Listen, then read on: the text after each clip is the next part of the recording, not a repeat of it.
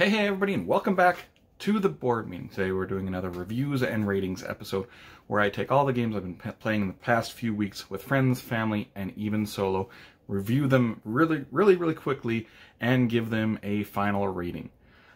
This week I've got 7 games that I'm talking about, and I haven't been doing very many of these reviews and ratings episodes lately because I haven't been playing a bunch of newer games that I haven't talked about on this channel before. I've been playing a lot of older games, and I've been playing Marvel Champions like crazy lately.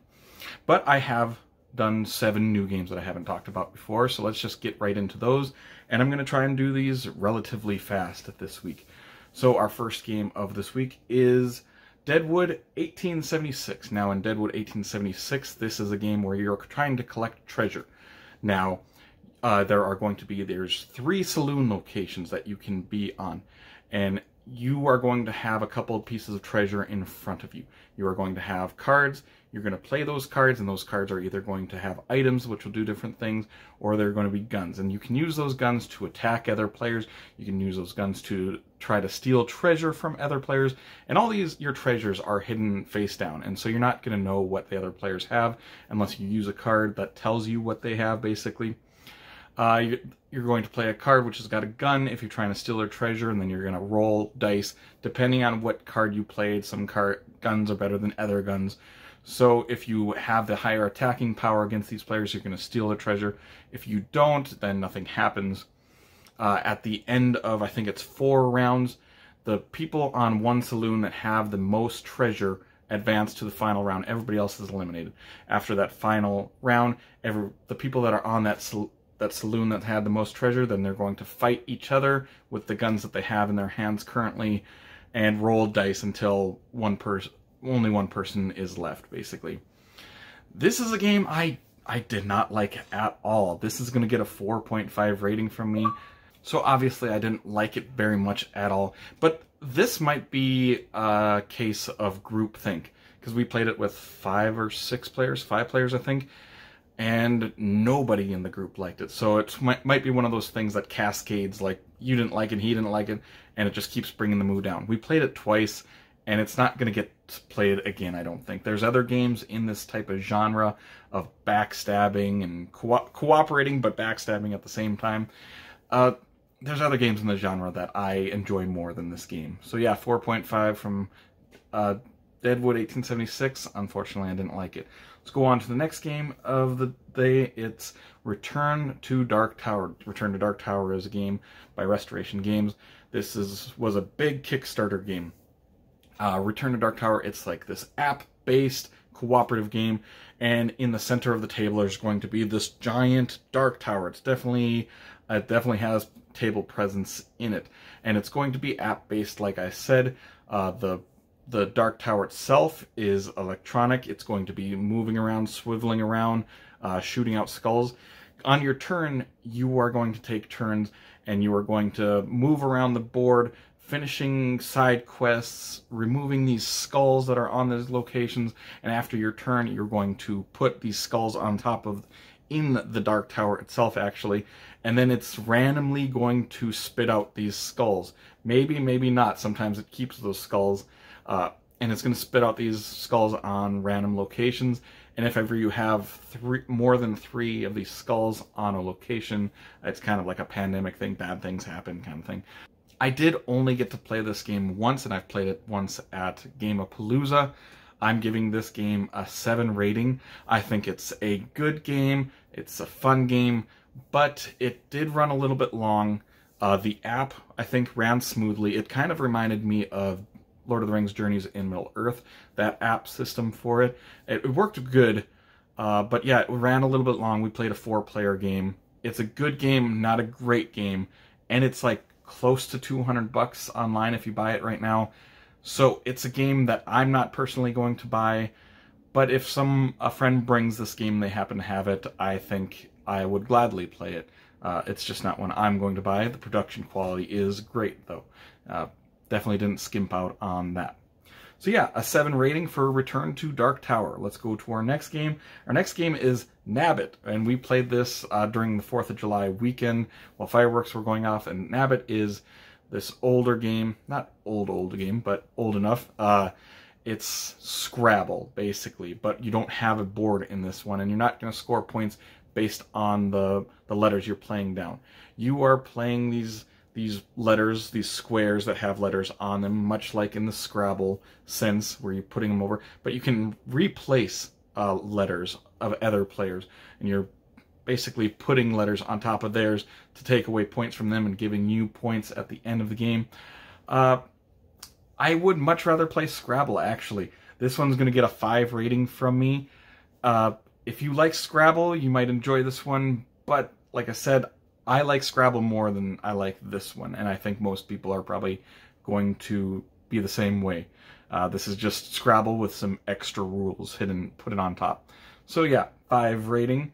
Let's go to the next game. The next game is a big LCG. That's an older one by now. This is Lord of the Rings, the card game. And I just recently got into this because they're doing revised sets. They're coming out with the sets that they came out with a long time ago again.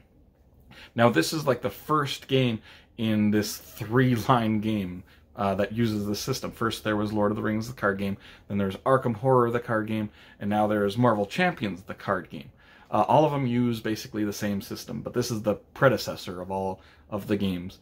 Now, in this game, you are going to control up to 3 different heroes, and then you are going to be spending money while you are purchasing new cards to play with. You're going to get upgrades, you're going to get allies, you're going to get events, things that will happen, all in the name of attacking these villains and going through the scenario to finally try and complete it. Like I said, the other 2 games in this, Arkham Horror and Marvel Champions, this is going to get an 8 rating. This is my least favorite out of those 3.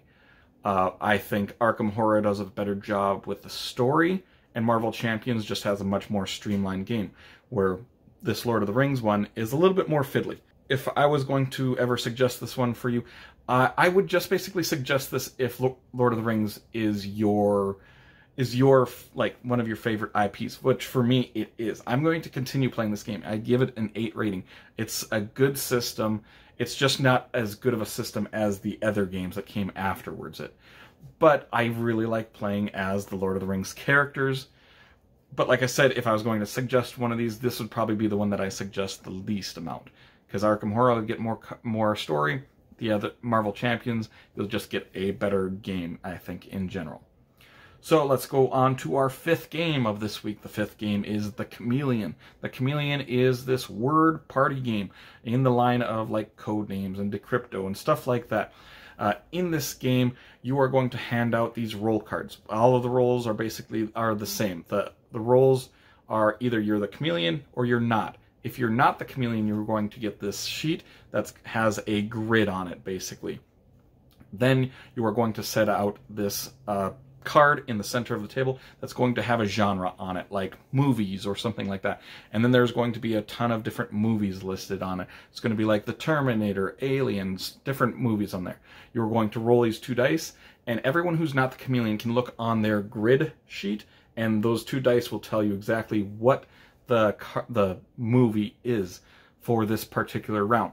Now, everybody is going to take turns saying one word that describes that whatever the clue is. Well, in this case, my example, the movie. And you want to give clues that are vague, but vague good enough that people know what you're talking about. Maybe except for the Chameleon. The Chameleon is going to take everybody else's words that they've taken and try to throw in their own word secretively. Nobody knows who the Chameleon is except for the Chameleon. At the end of the round, people are going to try and guess who the Chameleon is, who the imposter is, who doesn't know the word. And if you do choose the right Chameleon, the Chameleon then gets to try and guess the word that everybody else was pointing towards, having their clues point towards.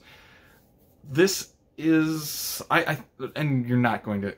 There's point systems in this, but you're probably not going to use it. It's one of those games that the points don't really matter. It's like, whose line is it anyways kind of thing. The points don't matter. It's just a fun game to play, party game. This is going to get a 6.5 rating from me because it's just an average game in that line of games, those word party games.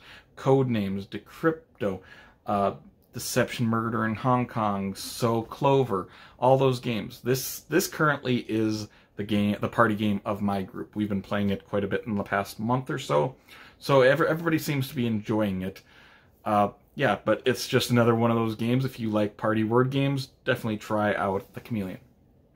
Let's go to our next one. The next one is Star Wars Jabba's Palace, a love letter game, or whatever the long name of this game is. This is basically Love Letter, but with a Star Wars theme. If you've ever played Love Letter, it's basically you draw a card, and then now you have 2 cards in your hand, because you're always going to keep a card. Then you're going to play a card, and that card that you're playing will have some effect on the game. It might let you look at another player's card, what they have.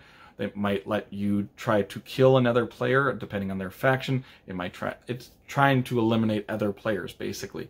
And at the end of the round, once all cards have been played, the last player standing wins, or if there are multiple people, the player with the highest card number wins. If you like Love Letter, I think you would enjoy this. I like this more than Love Letter. It's getting a 7.5 rating from me.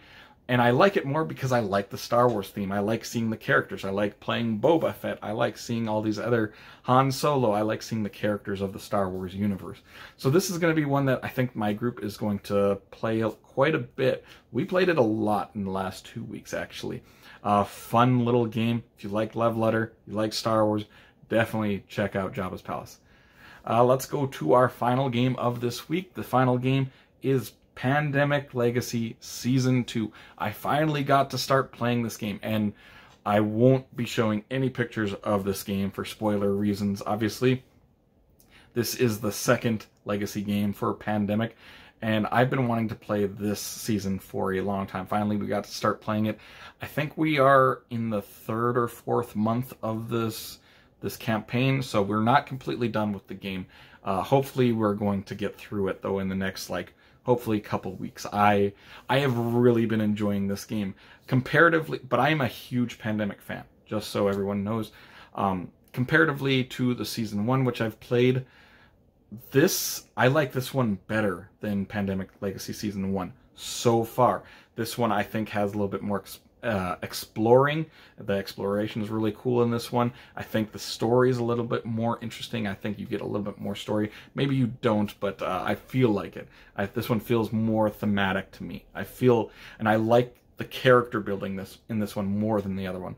This one feels more like an RPG, like I'm adding stuff to my character, discovering new things. Yeah, I really like everything about this one, the Legacy Season 2, so far that I've come across. This is going to get a 10 rating from me, and I don't give out 10s very often. But I don't know what I would improve upon in this game, because I've liked everything about it so far. So yes, perfect 10 rating from me, and I hope it stays at a 10 by the time I finish this campaign, but we'll see. If things change, I might put it on a different reviews and rating later on.